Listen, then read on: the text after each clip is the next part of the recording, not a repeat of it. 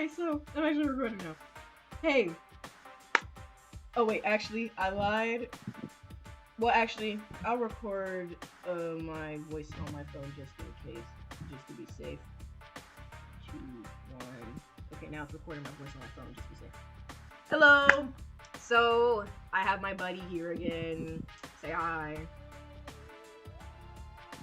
Hello. Don't play silent treatment. You're not slick. Say something. No.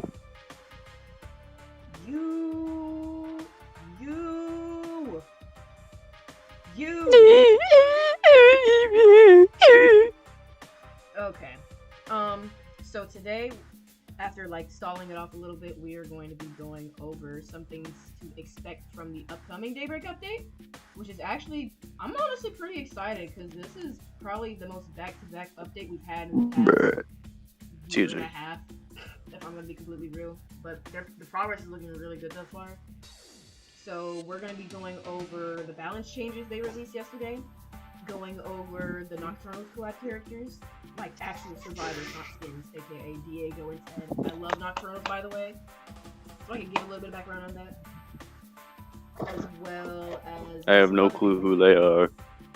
He has no idea who they are. I literally just showed him the characters and their abilities in Daybreak's thing, like 2 minutes ago, and I told him about what the game was about 5 minutes ago, so we're really gonna wing it here. But if you can go to the character balance...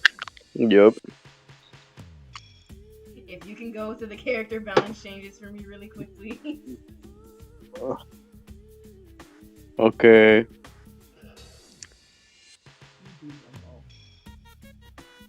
I'm already there. Okay. First thing, which isn't really that big of a difference, but for Haverhill and for Wastewater, as far as we're concerned, this is pretty big. Ish. So she gained another extra repair, so instead of 1 extra repair, she gains 2. Her tracker radius goes from 32 to 34, so that's a 2-stud difference. And I might put it on screen how studs in Roblox Studio work, just so you can see how big 1 stud is. It's not that much if you're really thinking about it from like a map scale sort of view, but if you're talking about in like a specific loop or area, that can be pretty relevant. So yeah, that's nice. Also, XP gain increase overall, which helps smoothen out her changes, which is nice. Nice, Daybreak. I don't really think Yon needed a buff, in my opinion. That's my opinion. Don't jump on me on it. That's my personal opinion. That's my bias. But I can see why they did that. The extra repair is pretty good, though. So, yeah, what do you think about that? It's probably going to be a back and forth like this. The XP buff, I will admit, has been needed.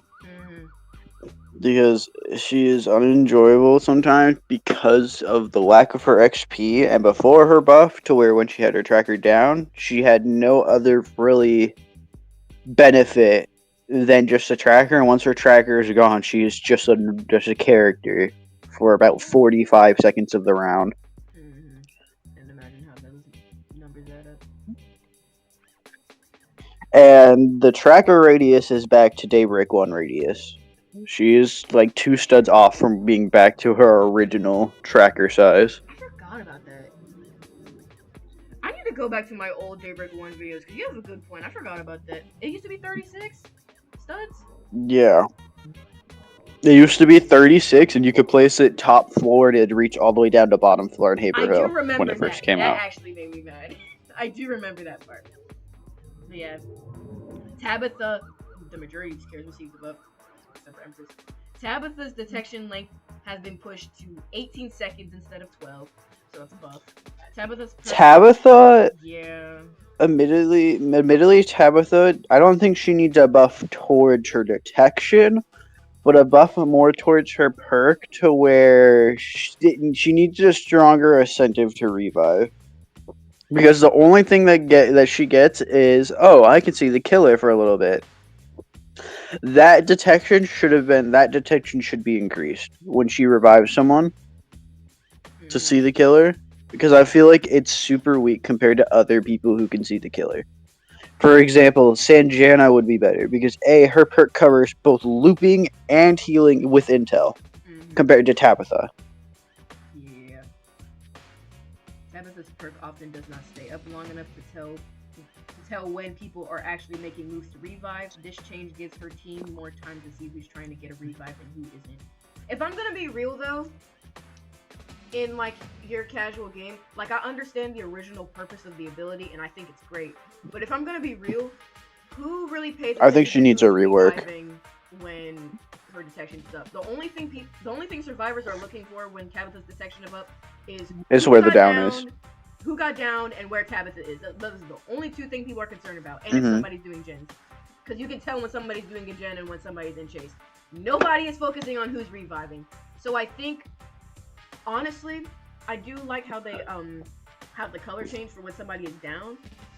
But because people, I don't want to say people are slow, because that's, but just so people can get more information, I feel like there should be a thing above the survivor who is down during her detection that says like need revive or like a plus sign on it or something, just to signify, hey Tabitha, go over there and save that person. And if Tabitha is not available to save, another healer go and save.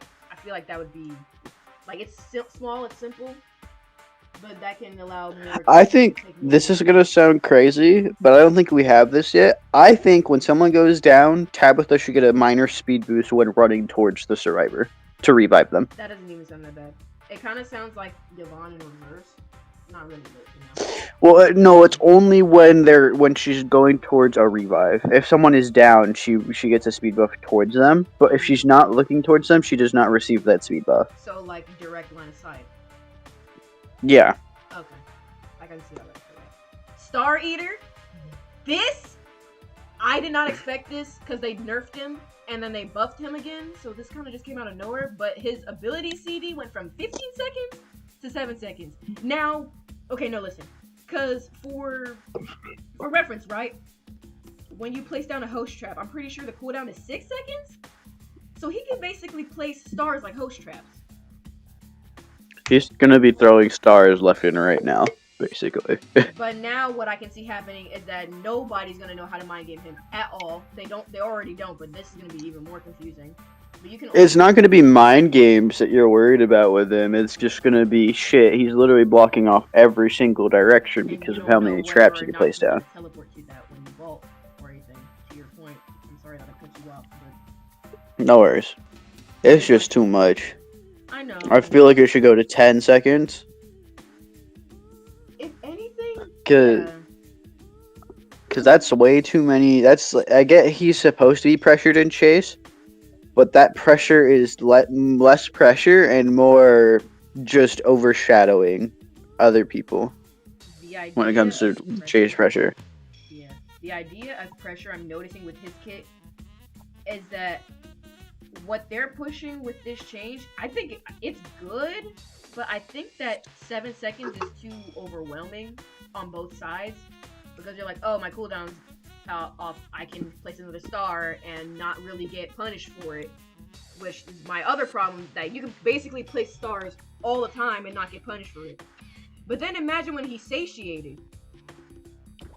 Mm-hmm. What happens now that he's satiated and he has 7 seconds on his star placement CD, and then he has like Werewolf his a lower lunge cooldown? What happens then? Oh, you also gotta add the fact that he has double the range Literally, to teleport to his stars. he can basically go anywhere. Oh, he doesn't like this star he put down, or somebody removes the star. Okay, cool. I have 7 seconds. I can put another one right here. He's not gonna become OP. I'm gonna tell you right now, he's not gonna become OP because that deduction's kind of overwhelming. The only time he'll become OP if they bring back his old style where he can extend his lunge through star. I did like. It's the only way That's the only way he'll become as strong as he originally was off release. And see, the thing is with me too now, is they're doing the same thing they did the first time. This just basically makes him a nearly on par with the Zest. Literally the exact same kit, except more focused on his lunge and not heartbeat. That's basically what they're doing here, is what I'm thinking. So yeah, TLDR, his ability cooldown got shifted down more than half. I feel like... I also want to say it now, but Stareater's in the same boat as Slasher right now, where they're both oppressive chasers, but they're also both very oppressive tunnelers for their abilities. Like, their passives require tunneling, and I hate to say it, but when it comes down to it, if you're promoting tunneling on a killer, I don't like that. Yeah. I don't. He's extremely tunnel focused now, but ooh, my voice cracking really bad. We're not gonna talk about that. I'm probably gonna have to edit this in DaVinci, seeing how slow this is going. But honestly, I like this. I like going in depth. That's why I invited you. Thank you for coming here, Unk. You are an OG. Excuse me. Werewolf. New. I kind of like this. I actually kind of like this. Feral Rage timer She no needed longer it. decreases while stunned. That was that's probably the number one thing I mentioned in my Werewolf guide, is that stunners are basically your number one op, only for the fact that they can waste your feral timer. But the fact that they added this, it doesn't change too much. But for I'm gonna say it now. in your matches, Werewolf's gonna be in the meta for fucking wastewater now, he is. and Haverhill. He is. Because basically, yes, he can technically still get countered, but he also doesn't. He doesn't get countered by stunners anymore. Aside from just getting Literally the only way you can counter him now is literally outspeeding him and running down his timer. Because a lot of my Werewolf gameplays where I'm chasing a stunner, I'd either not use my Feral Rage at all, because the moment I use it, they're gonna have trigger finger. They're gonna have trigger finger the moment they hear that roar. So I just either don't use it on stunners at all, or I do it when I'm like close enough to them, or I can guarantee that they've already used their stun. This just makes him, that gives him red carpet. It gives him red carpet because he's like, oh, you're a stunner? I don't care. Puts on Feral Rage, gets stunned, okay, light work, I bodied that, I ate that. Downs the guy, and then just goes on. And moves on. He moves on. He's probably, I think when I did my tier list, I put him on B? I put him on low A. I think I put him on low A. Either high B or low A. I put him to low it covers what he lacked. And it's what was he low-key, he sorta needed it. You were saying? He sort of just needed it. That's all he needed, something to, because that covers his whole base now. Mm-hmm. Basically. Showstopper. Okay, I'll mention what I feel later on this, because I feel like you're thinking the same thing I'm thinking right now. Mirror time stay is up 2 seconds. Oh my god, this airplane. It went from 8 seconds to 10 seconds. Her base CD has been dropped by 5 seconds, so instead of 45, it's 40. After her nerf, Showstopper has become much more in tune with other killers. These changes help her put her bulk block strength without bringing back her problematic insta-block heavy slow aspects. Now, I understand what they mean by not bringing back her insta-block, but my issue still to this day with Showstopper is the fact that when somebody does a perfectly timed mirror, as the person is vaulting, she puts up the mirror. They don't get slowed by it because the slow isn't affected until the animation frames are completely done. In my opinion, I believe that they should get slowed the moment that the first frame of the mirror coming up starts. It should be like that. No, don't completely block the vault off. Don't do that. But they should still get slowed frame 1 through the last frame. In my opinion. Because I feel like it needs to be just changed to where if the survivor is vaulting and the mirror is placed on the vault, it should be effective as soon as the mirror is on the vault. It's what made her good was that insta block. But the insta block is literally what was her kit. You took away her ability to do anything to apply the pressure she used to apply and just threw it out the window because it got too overpowered. But in all reality, I'm gonna say it now, most people have a skill issue. They don't understand how to counter Showstopper. All you have to do is hold fucking W. You don't hold her at a loop. That's her whole gig, is to be held at a loop. You don't hold her there. You just keep going forward. She is the slowest killer in the game. She is. You don't have to sit there and hold her at a loop. That's what brings me back to my next point. If they want Showstopper to be more viable, like rank-wise, if they want her to be more viable, and they want her to be similar to her former glory, at minimum, I'm asking at minimum, when that mirror is procced on that vault, frame 1 to even frame 0, before the frames even start, they should get slowed while they're vaulting as that mirror comes up. It should not be on the last frame. That is probably the second, if not the number one thing I have a peeve with when it comes to Showstopper. This is literally the reason why I never play her. You have never seen me make a single video on Showstopper. You have never seen me even play Showstopper. And when I did, I got mad. Because the idea was when she was Nadia in Daybreak 1, right? I feel like the issue people saw was that she took Survivor's the number one thing Survivors could use as a getaway away from them. But that's her whole purpose. Oh, That's yeah. her whole kit is to take away your number one Like, thing. honestly, Teach you stamina. honestly though, but that's why I'm okay with how she came out now. Because it didn't take away the purpose, it just made it weaker for survivors to use that purpose. But the thing is, I will say this till I die. Daybreak survivors do not know how to hold their W key down.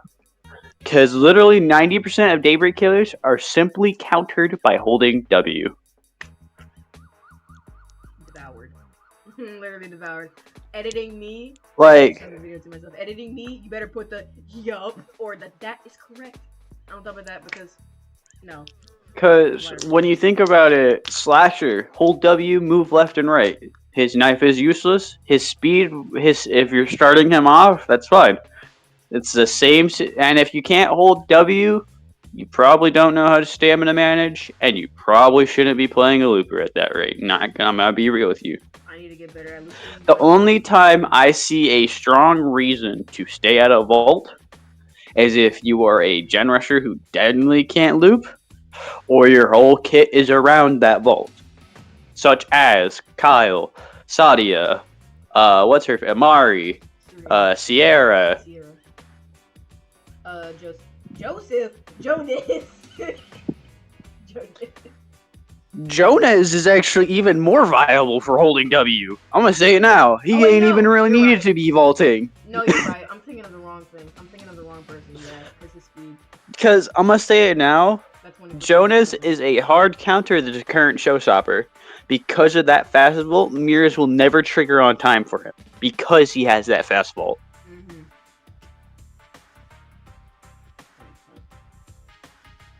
Empress. He actually hard counters her every single corner.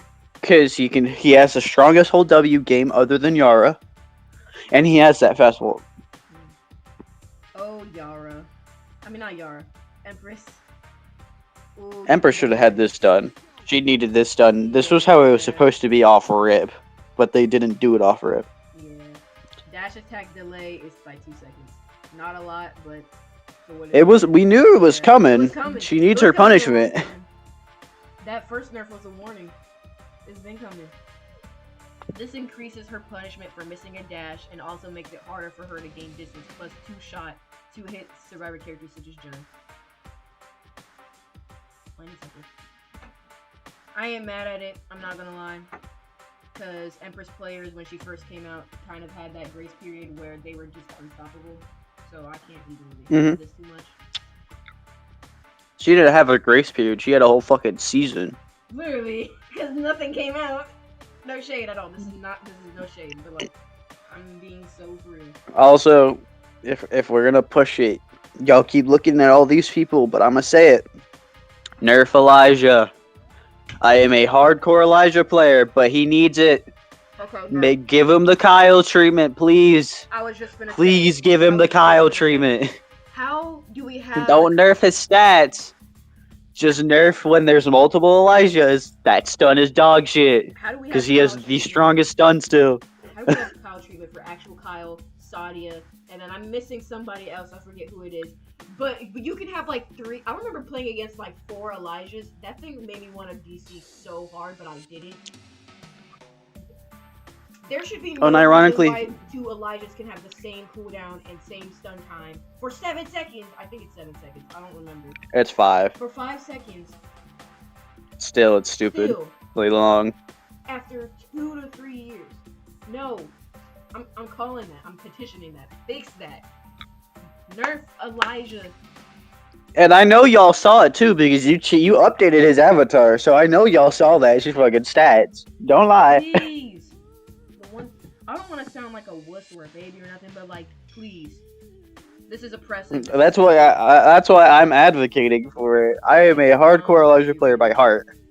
Okay, another thing I want to mention up here too, while I'm on this specific channel, is after 2 years, we've been waiting for this for a long time. Gifting! You can gift your friends stuff. No, but gem bundles are not eligible for gifting for obvious reasons. You can literally buy them if you play the game enough. To start, you and the person you are trying to gift must be in the same server. So you like private servers. Private server. You can either do that in a private server or just get lucky and get into the server first. After that, it's as simple as going into the store, selecting the bundle you want to gift, and hitting gift. So, Exhibit A in one of these photos. Yeah, here we go. So, you have the bigger button where you purchase it, and the smaller button that says gift. Be careful. Those are how those buttons trick you. Stop what you're doing when you click the page, and read. Read. Shout out for Daybreak for actually telling you it is case sensitive. Literally. Yeah. Afterwards, you must type their user. Case sensitive. So if somebody has like an I, a single uppercase, it has to be uppercase. Yeah, if it's uppercase, it has to be uppercase. If somebody's using a lowercase L for an uppercase I, it has to be a lowercase L. So when you're gifting to your friend, be sure they type their name exactly how it's spelled. And make sure they give you like a note. Hey, so I have like these little quirks in my name, like this lowercase L is supposed to be an I, or whatever the case may be. Or I have like a different font for some reason. Just let them know. And then press send. You will be prompted to purchase the bundle as normal, so it'll be the same price when you gift it. And if it goes through, your recipient will get new mail. Finally using the mail function more, by the way. Not finally, but they're using it more, which is good. Letting them know that your gift was received. You will also be able to view the bundle pages for the bundles you bought. So that's been needed in the past. So if you don't know what you bought in the bundle and you forget over time, like I've done this multiple times, you can still open the bundle and it tells you everything that you got in that bundle. I mean, so like for example, the Veterans Calls, I only knew 2 skins that I really wanted, and I didn't know what else was there. I had to dig through every single survivor out of 54, by the way, to look for who had what, because I couldn't open the bundle. So I'm happy that that's coming. For people who are a little bit slow like I am. Or you're a collector. Loadout tweaks. I'm not a collector. No. So you can, they added a loadout tweak. Sometimes you buy a new skin, but you don't have enough time to equip it. Now your own skins will appear in your saved loadout, so you can use them whenever you want. The only downside is that the ability effect will not change with the skin. It will be reverted to the basic one. People have been asking for that for a while. You got what you got. So I'm happy. Could I say? Can you say? I haven't used the loadout feature once. I don't really use it. I only just used it maybe like a week ago, just so I can keep track of what combos I have, but that's really it. I only have one. I don't even...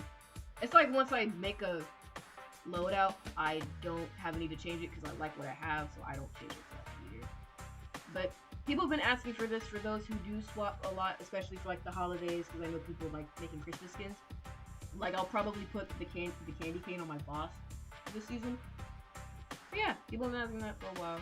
That's pretty nice. Now another thing that was literally just kind of showed out of nowhere. I'm still failing to believe that it's even gonna be a thing if my channel actually loads.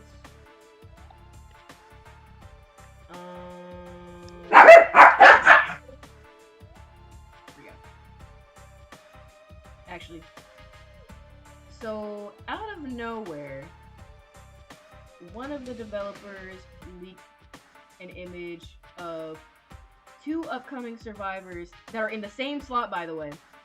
Which kind of had me confused for a second. We don't have anything on abilities yet, but by the looks of it, they're going to be Gen Rushers. Persistence also mentioned a good point when I messaged him about this earlier, where it may be a case of the D&D chapter with DBD, where it's just more skins. Same, different characters for the same skin, but same ability. Like a marketing. So it's like they have the same perk, but it's just 2 different skins basically. It's 2 people for 1. Yeah.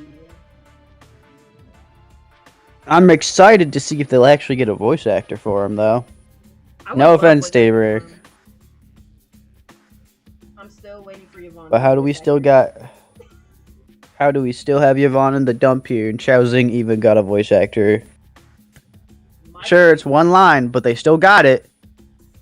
My thing is, and I've been raving about this since I started playing the game, like, what, 3 years ago? I understand that you don't want to, like, stereotype Yvonne as she's Ghanaian or whatever, but, like, at the same time, you already have lines written for her. I get that's not your character, essentially, but you've already said you're changing them to be your character. Because of the warning fix that's supposed to come within, like, I don't know, I'm gonna stretch and say, like, spring 2025, just to be safe. At this point, just give Yvonne a voice actor. There have been plenty of... I've looked at casting calling, like, I kid you not, like a year ago. There have been some beautiful voices for Yvonne. And I have not seen a word about them picking any of them. Maybe it's just time or something. But it's been 3 years. It's been like 2 to 3 years.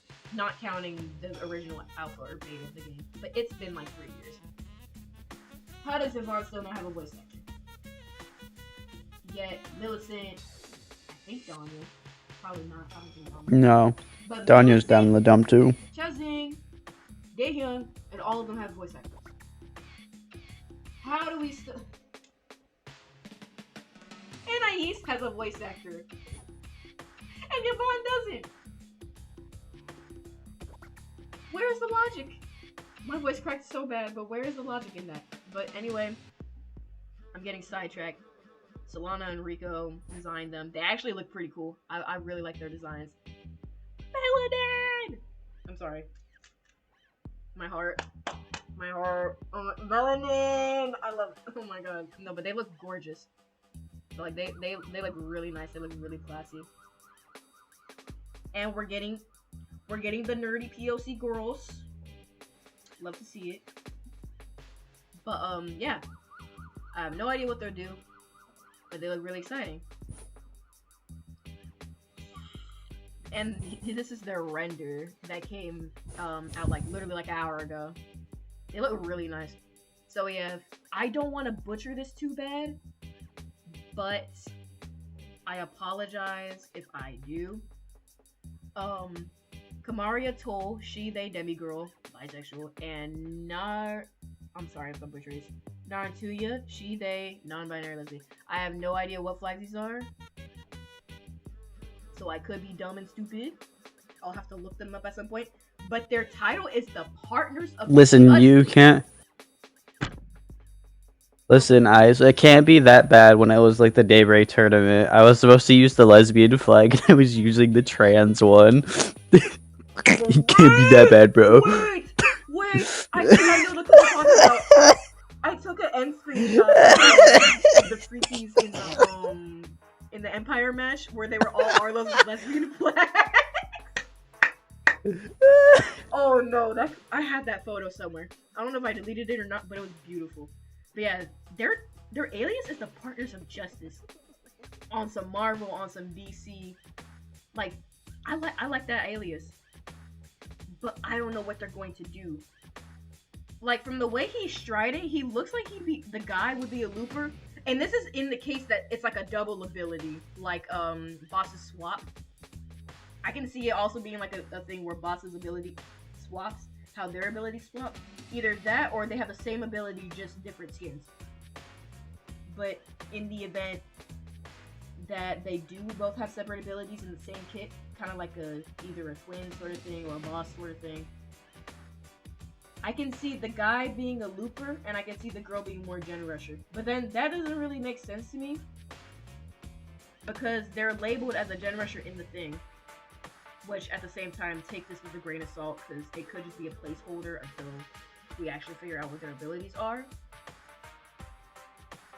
But yeah, no. They're crazy. And honestly, why do I think their ability is just... But why do I think their ability is just going to be, oh, what if we had one survivor, but when they work on a gen, it's technically 2 survivors? Because there's technically 2 of them. How would you animate that though? Because a generator by simply cut. Exactly. That's why they would take 2 spots. Oh no! You just gave me another idea though with that. Because you said that would technically be 2 survivors working on a gen at once. Mm-hmm. So then, okay, but now I'm thinking from an animation standpoint, would one of them follow you, kind of like a follow me sort of thing, or would it be like as we do a gen, the other one appears like through a mist out of nowhere sort of thing? Like, I think it would be that. The appearing one would be the best option, because if one's following you, then you most likely will not be able to hide around corners. Oh yeah. If you have a... It's giving Decaying Winter scavenger AI. Oh my god, like a possible. Oh my god. No, but yeah, after talking about that, really, actually, I'm excited. It's actually really exciting. I'm not gonna lie to you, because it can be taken in so many ways, and I'm actually pretty interested to see how it is. Daybreak, please do not fail me. I don't want to say I have high expectations. Be like, oh, you should meet these expectations, because no, I'm not entitled to nothing. But don't do these too dirty. Because it seems like you have something good going on right now, and that alias brings some hype. So I'm expecting that hype to be delivered. I'm just saying. But yeah, aside from these characters from this chapter, quote unquote, we also have, if I can go into Silly Zone, we also have confirmation. Actually, no, teasers. But my thing is lagging, so I'm probably gonna have to turn on my internet.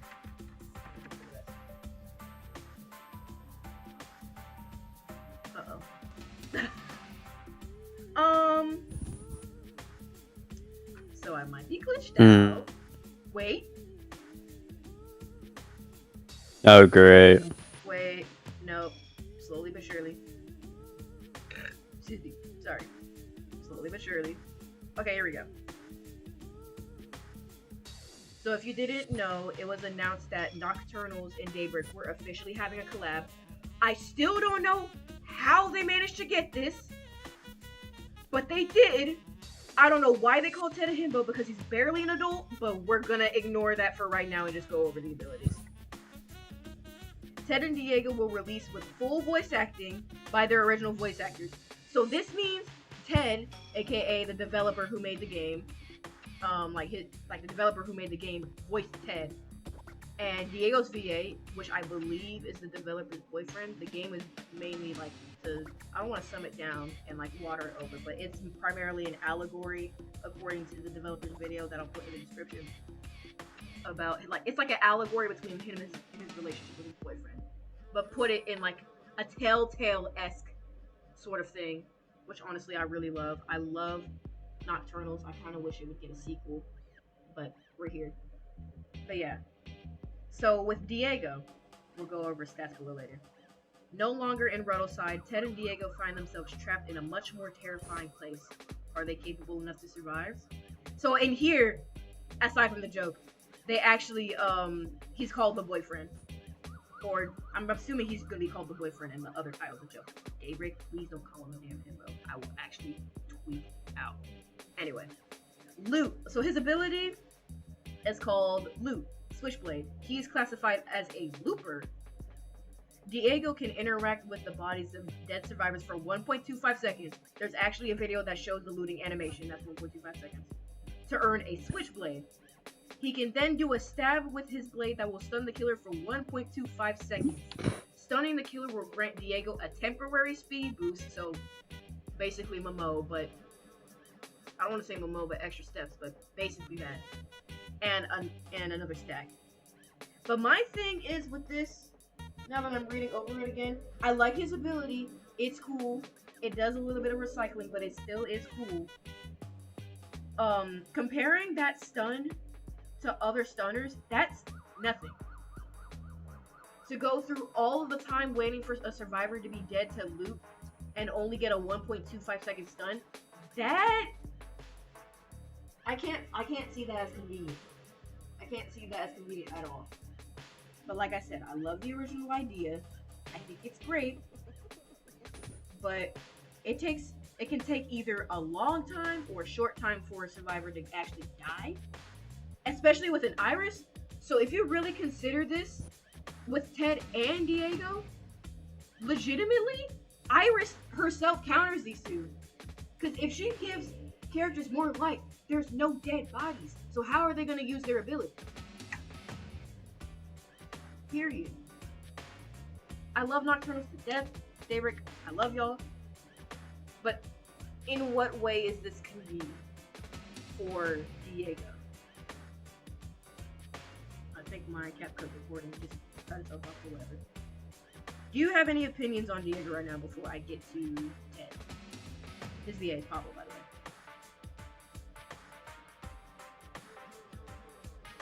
way. No, not really. I think they could be a little different in their terms of ability. But yeah, I feel like they're not really punished for their ability. Because as long as they hit or do their specific objective, they're still rewarded. So I think that's what Iris doesn't fully counter them. But they can go for a while without an ability if they miss. But the stats, I'm pretty sure, actually kind of make up for it a tiny bit.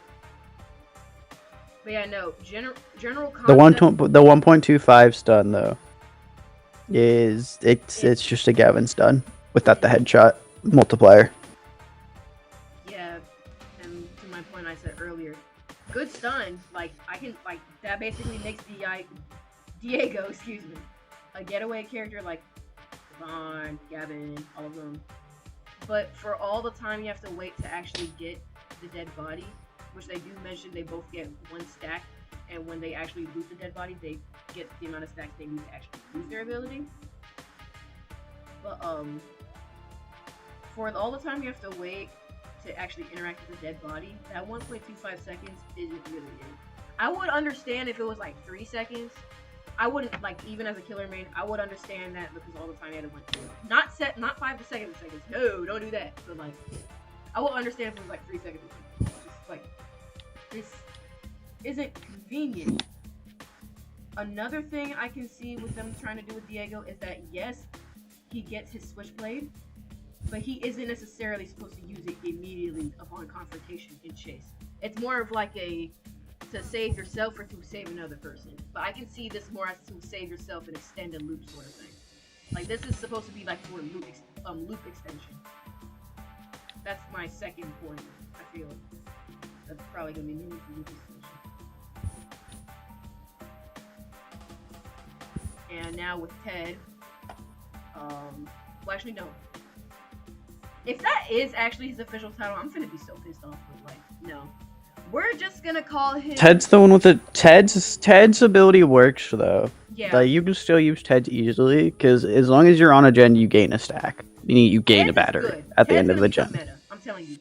Put Ted with Anais and either Kiara or Taylor, and you have the gen trio of all time, essentially.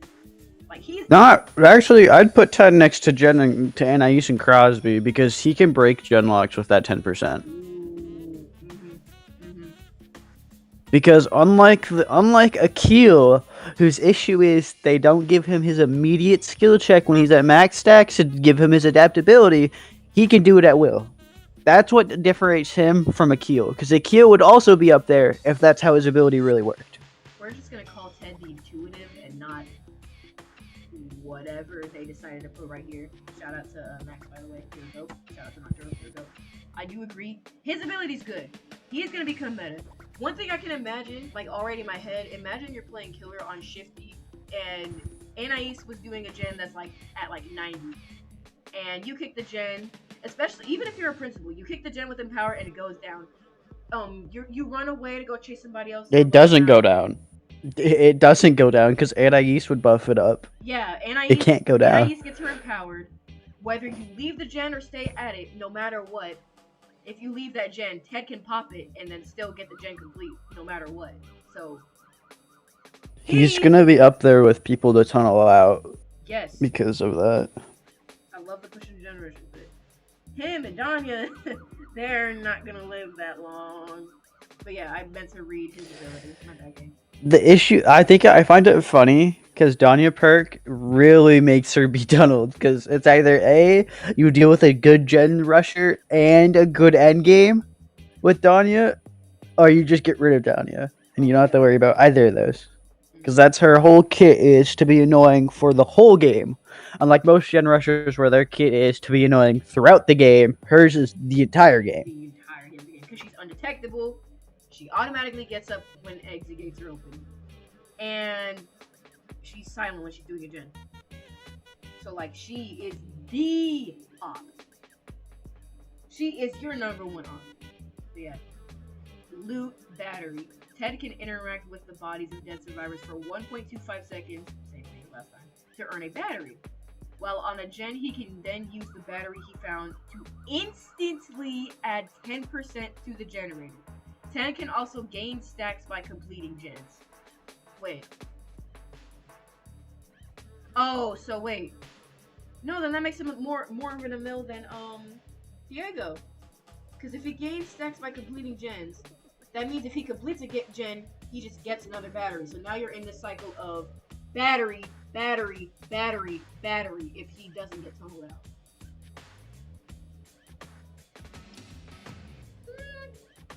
I don't want to sound too critical, but like, okay. I mean, he's still high priority though. Get tunneled out.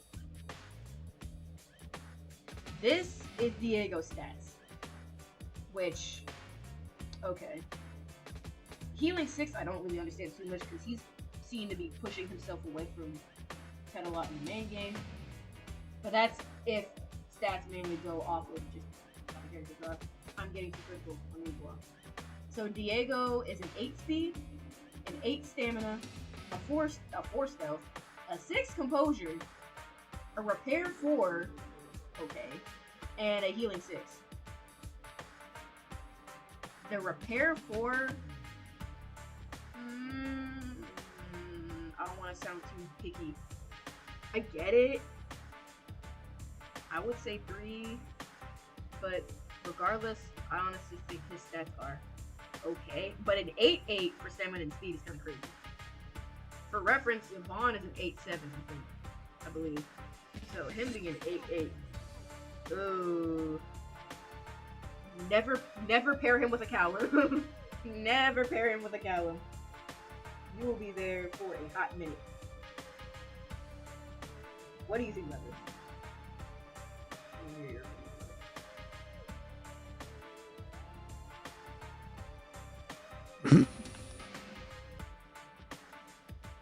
Hello?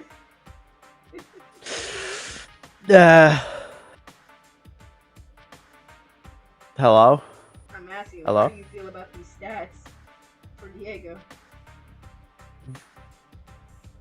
Honestly, it's a 1.25 second stud. He's not that scary. Yeah.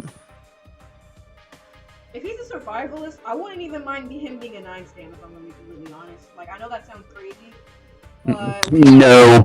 We have Dingham. I don't know. It's like I'm the reason why DeYoung 9 stam ain't that bad is because he's a healer. He's a healer, exactly. My thing But is, you're giving it to a stunner, a 9 stam stunner. My thing is though, I'm sitting at a place where I understand all of this, and I think his stats are actually pretty okay. I'm just trying to put it through my mind and like out my mind, in my mind again, to just really digest and be like, okay, how good is this really to apply it to my action? In concept, that's all fine. I genuinely think it's all good, but there's some spots to me that still seem finicky, so I'm staring at this, trying to figure out, okay, that 8-8 is going to carry him. That 8-8. 4 stealth with 6 composure, okay. Now Ted's a 5-6, and everything else is like over 5. He's a 5 speed with 6 stamina, 7 stealth, 9 composure, 8 repair, and 10 heal. Not really. The only thing that would probably be scary is 9 composure and 7 stealth. Everything else you can kind of manage.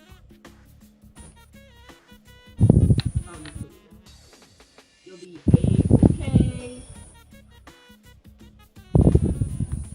And they're already on the wiki too, so if you wanted to go on the wiki to see these guys, they're up there. So that's, and then these are the ability icons and more choosers. So ELDR, Diego and Ted can loot dead bodies, and they get pretty significant-ish buffs off of it. Ted will probably become meta, so be careful. I can see Ana East mains picking up Ted within a flash. Zinni, I'm staring at you. OG, you better be careful out here. These Ted mains, they crazy. They crazy. But yeah, that's pretty much all I have, if I'm really honest. To really summarize my general opinions, the buffs and nerfs, they've been needed. They've been needed for a minute, for the most part, as I always say.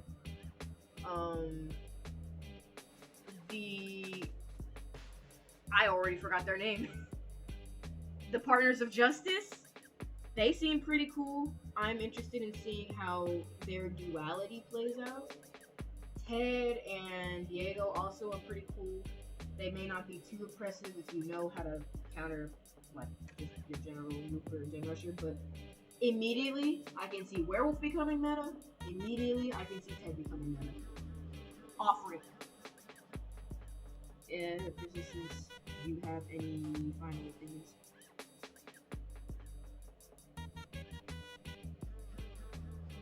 Good luck out there, Daybreakians. People are gonna be coming back and they're not gonna be happy. He's gonna come back with a note playing Daybreak and be like, what did I miss? Oh my god. Ew. I'm sorry.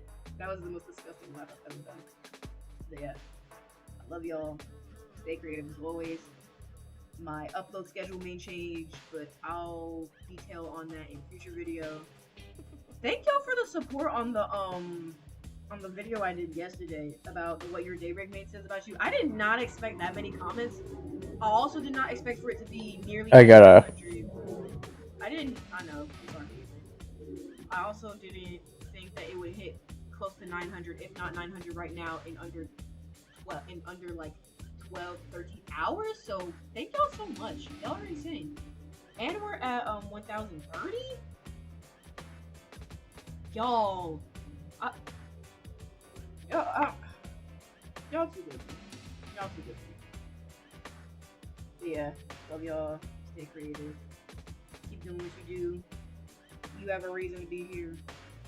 And just peace out. If you have any other words you want to say, that's just